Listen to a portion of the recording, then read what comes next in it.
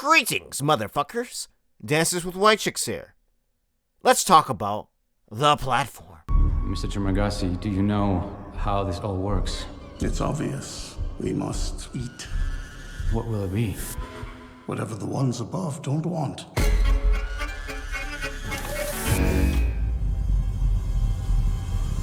It's disgusting.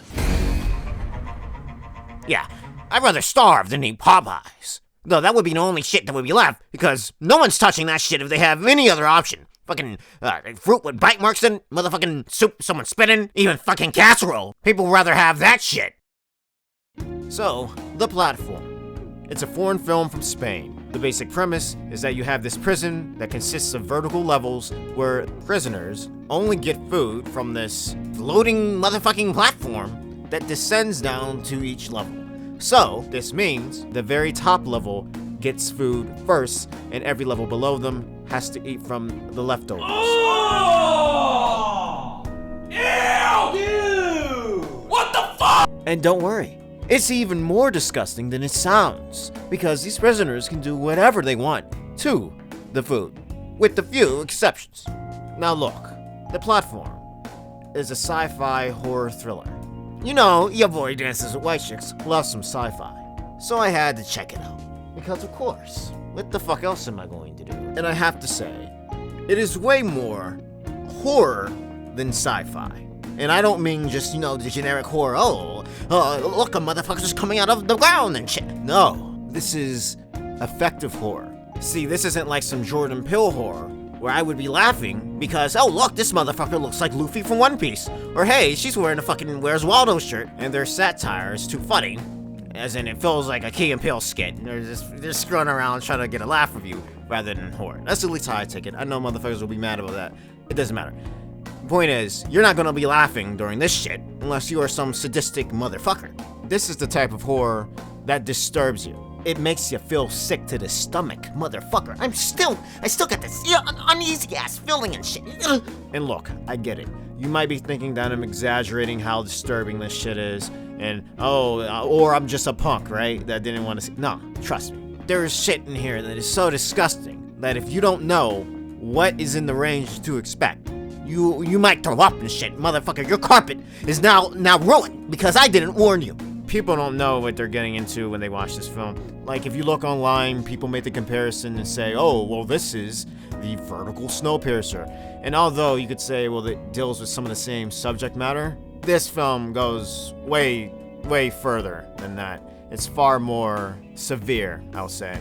See, with Snowpiercer, you can rewatch that if you want to. I mean, I didn't want to rewatch it, but if you want to, you can rewatch it. But could you rewatch this film? The answer to that is not going to always be yes. But hey, that's not necessarily a bad thing. Sometimes if a horror movie can make you say, I don't really want to rewatch that shit, you can say, hey, it did its job, you know? And this film is really good at its job if it was intended to make you never want to eat food again. Motherfucker, you could recommend this shit for weight loss. The motherfucker that played Mike in Mike and Molly, you could show this motherfucker this once. He will be looking anorexic by the end of the week. But let me get off that. Now let me talk a little bit about the characters. There's really not that many characters in the film, actually. Or at least those that have names, I will say. It's about, 5 characters you know by name? It might actually be 7 if you count, like, the side motherfuckers. And that's it. It's not really a character-driven film. It's a plot-based film, okay? So, really, the characters themselves feel more so as they're supposed to be allegories for certain things instead of actual characters in themselves, but I'll get to that shit in spoilers. But motherfucker, the main motherfucker is a character named Gorain. He doesn't know shit. You know nothing. Motherfucker! Ah!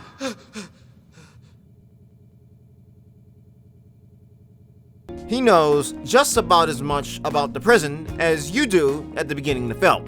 And his reactions to the shit is pretty much the same reaction you'll have. And oh my god, like some of the expressions this character makes is absolutely hilarious. Like, he looks like a live-action Luigi, wondering how the hell he ended up in a psychological torture film.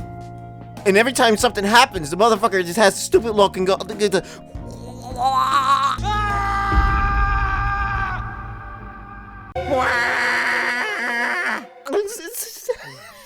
fucking film. Oh my god. It's the mustache that makes him look like Luigi, to be fair. Like, the actor's expressions, that was the one thing that wasn't lost in translation. I saw the dub of this shit. And sometimes you can tell that shit will be off. Like, these motherfuckers will say some shit, and then 10 minutes later, the fucking audio is done. Like, you can tell he didn't say that shit. You're totally fucked. You are 100% fucked. Fuck. That's of course not the actor's fault, and I don't count that against their performance, because I haven't really actually seen it. But what you see, facial expression-wise, I would say pretty good. Like, you can see the frustration and the horror in his face. You know, he emotes quite well. He's good at looking dumb as fuck, and that sounds like an insult, but hey, he is. And then we have Mr. Trigamasi. For the dub version of this, they have him voiced by some motherfucker that sounds like James Spader. I checked, and it's not him, but it sounds just like him. Come on. It's obvious. We must eat. I romanticize the life of an outlaw. There are three kinds of people. The ones above, the ones below, and the ones who fall. Bad guys. And I won't spoil anything about the character, but basically this motherfucker is showing Goren the ropes. This is the motherfucker where you learn about the prison from. You learn the rules, what's gonna happen, all that from him. And then there's three other characters that are important, but I don't want to give anything away. So let me talk about the pacing. I will say that the pacing in this film is very good. There's not a moment where I was bored. Even during the beginning of the film, where you get a little bit of the exposition about the rules of the prison, and oh, what, these motherfuckers can do this, you can do this, motherfucker, and all that, it's still not boring. See, and the exposition doesn't feel like it's forced or anything. I feel like they paced this very well. The only negative thing I'll say about the pacing is that final third of the film, the last 30 minutes, things are happening too quickly, and it doesn't get a chance to actually explore the ideas it's bringing up. And then I'll say there's a lot of shock value in the last third, where it's like, okay, all right, something happens, you're like, okay. And then something happens 2 seconds later, I'm like, oh shit, wait, you know? The film is 90 minutes, and I think it could have used another 30 minutes to help with that last third. But overall, you know, the pacing, I think is really strong. You'll be interested the entire way through. And when you get to the end, that's what I think will make or break the film for you. Just keep in mind, the tone of this film is very depressing.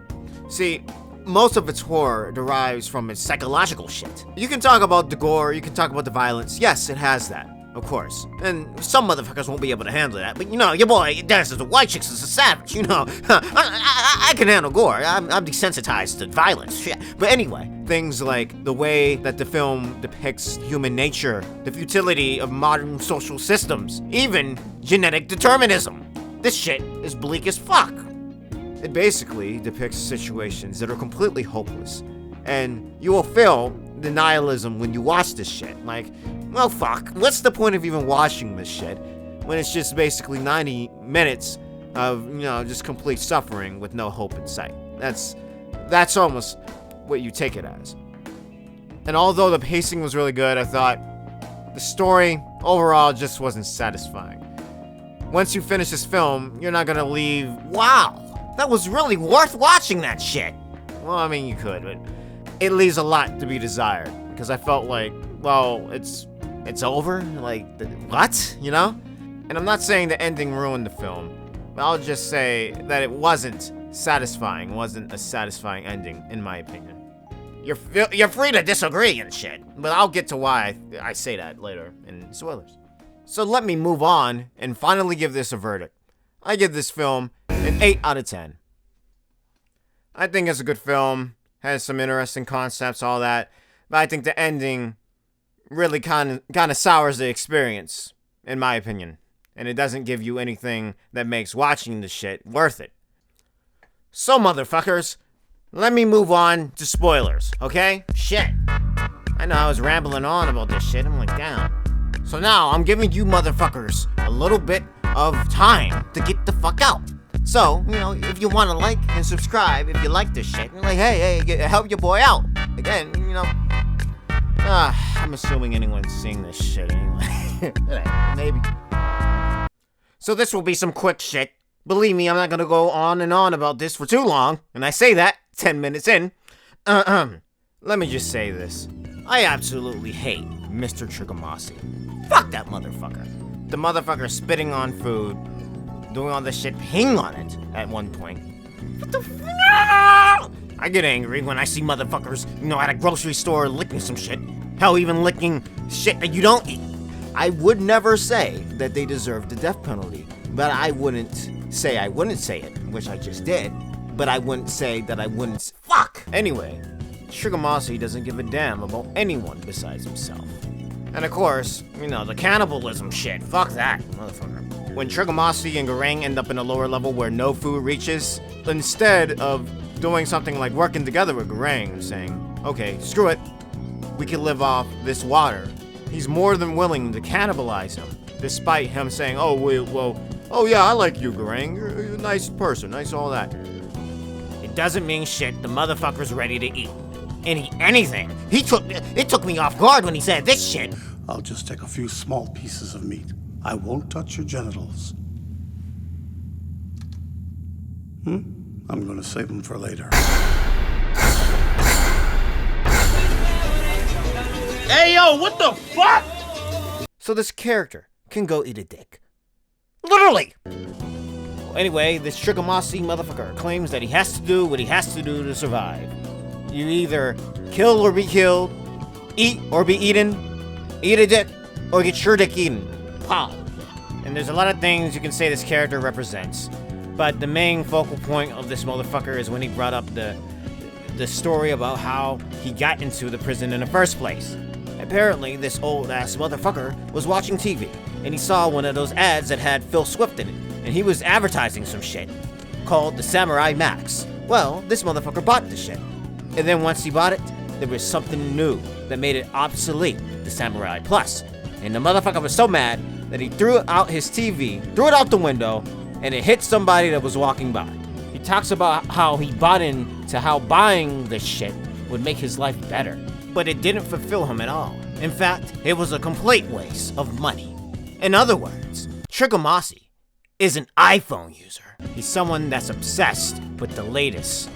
Has to have the top-notch shit, even though it might not be that much of an improvement of what he already has. It drives him crazy to not have the latest shit, like an iPhone user, okay?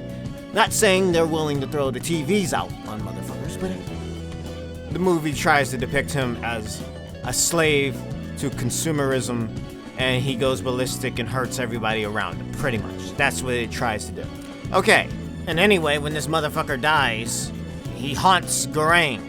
Or Garang hallucinates him or some shit. It's weird as fuck. It's weird. But as much as I talk shit about Trigomassi, he and his behavior are pretty much the norm in this prison. Pissing on people and food and spitting on them. Motherfucker. Barat, his ass gets dookied on. All right, throw your rope up. We'll help you. Thank you, my brother. Let's praise Jesus and thank you, sir. 12 seconds later. That bitch shit on me. Another rope.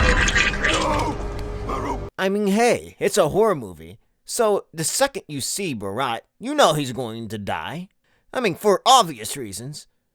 But damn, didn't know they'd do him like that. Shit.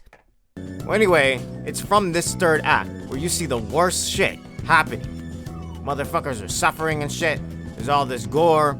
They see that people that get to a certain point on the levels, they're just dead. So it tries to draw a parallel in saying how difficult it is to raise yourself out of poverty. And here, the perspective of the film is that it's impossible. And if you end up there, you're pretty much doomed. It's very cynical. In this film, it is impossible for these people on these lower levels to climb up. There's nothing they can do. That's not exactly the case in real life. Now, I'm not saying it's not going to be hard, but it's not completely impossible to get out of poverty. So as the obvious metaphor is, this film really has nothing positive to say about capitalism. Now, of course, the film has to exaggerate about some shit for the sake of making an interesting movie. But of course, that's the theme of the film. But because of that theme, was this a preachy movie? No and yes at the same time, okay, motherfucker? So you might be thinking that the movie has a very strong anti-capitalism message, but when you watch the shit, it shows communism's not a solution either. So what's the point? When Goring and Barat go down to the levels to try to make sure everyone else has food, well, they say, oh fuck it, we're not gonna let the levels get food until level 51. And of course, they have to bash in skulls and shit, and they're going crazy, and dude is yelling, Wait! Get off!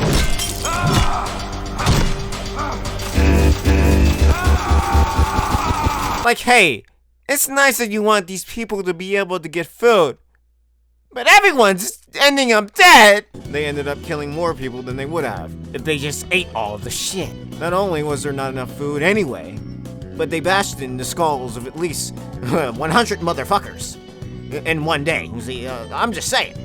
I think it's nice how it doesn't oversimplify some shit. And that's nice. It shows, hey, this system might suck, but so does this. So it's like, there's no solution for this shit. It's not as naive as say everything capitalism is bad, while trying to glorify something else.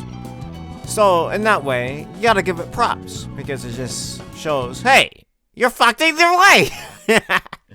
So don't worry, motherfuckers. This shit is not communist propaganda, okay? It's not. And it's done in a way where even if you disagree with what it says, you can still enjoy it. But again, even though I say that it's not a preachy movie, these allegories are kind of preachy. Come on. I mean, it's on the nose. Obviously, the levels represent wealth. Food represents resources. Heck, even some of these characters, like this woman, who I'm not even sure they even named, Niho. Anyway, this motherfucker is supposed to represent, like, immigration or some shit. And, you know, the other motherfucker remarks on how she came here voluntarily. And she said that they wanted to be like Marilyn Monroe. And they went on about that. So, the idea that they wanted to be like this celebrity, okay, motherfucker, well, you don't go to a prison to try to become a celebrity. Though, to be fair, if the motherfucker wanted to be like a celebrity, she got the going to jail part, right? She wanted to be like these motherfuckers. Anyway, the idea that this motherfucker came to this prison because she had aspirations of being this actress or celebrity, it only makes sense if you take it as the prison is supposed to represent a first world country that she immigrates to. Otherwise, this shit makes no motherfucking sense. Or, it makes a little less sense than it already did, which it already didn't make sense. And this is what I mean about certain characters just being these allegories and not really characters in themselves. This motherfucker doesn't even speak! She says like 2 words later in the movie. And because of her not speaking, that whole entire plot about her son that she was searching through in the prison, well, it's like we're not getting that from anyone reliable. We hear Trigamasi, that motherfucker talks about it. We hear shit from other motherfuckers about her, but we don't hear her own perspective. And I don't know, again, I think the reason they had her not speak was because they tried to represent that as a language barrier, and she only knew a few words or some shit. I don't know. And then they depict her as killing her cellmate. You know, she's violent, she's able to fight off a lot of people, they depict her as being used to a harder life.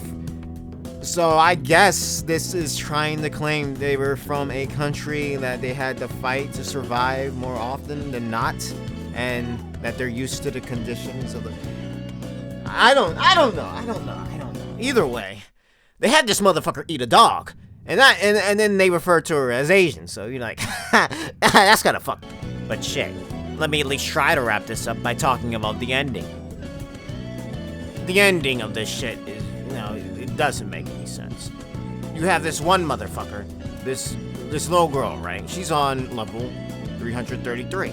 These motherfuckers have been protecting the panna cotta the whole entire time to try to be this symbol so the administration would see and be like, hey, these motherfuckers shared their food, they did something. Which, they're just gonna say, hey, we made too much food, let's make even less. That's more likely. I see it. And this whole idea that no one knew this little girl was in this prison doesn't make sense. Because one, they gas all the prisoners on each level, and they check and they know who's alive. They have sensors that can detect if you're alive or not.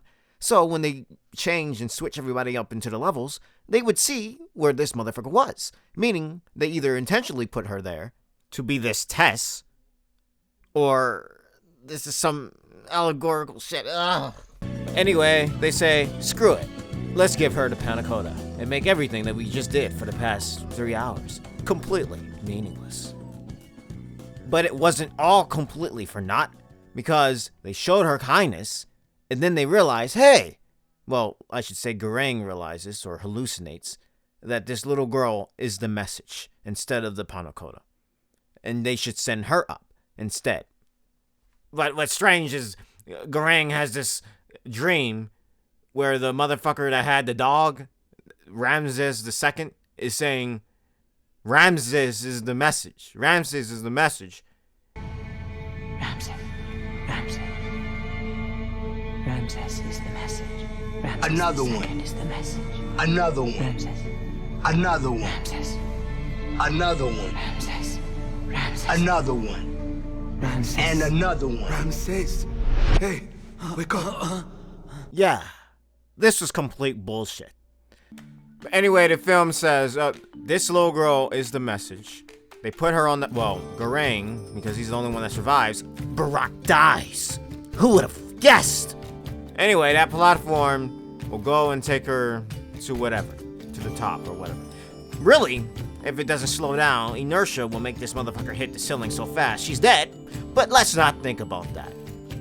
Then Trigamasi and Garang, they walk off and say, oh, screw it, you think she's gonna secede or some shit? And that's it. The ending made no discernible sense, and it wasn't a payoff. You just watched 90 minutes of motherfuckers getting beat up, torn up, spit on, pissed on, fucking starved to death, attacked, literally eaten, all that shit. And then the ending just says, lol, fuck it, we're gonna throw some shit in. And I understand some people like that type of pretentious art house bullshit in their films. I'm not one of them. I hate that bullshit. Sure, if you want me to interpret the ending or make my own some shit. But if I did that, we'll be here another 30 minutes. I don't feel like that. Maybe another video.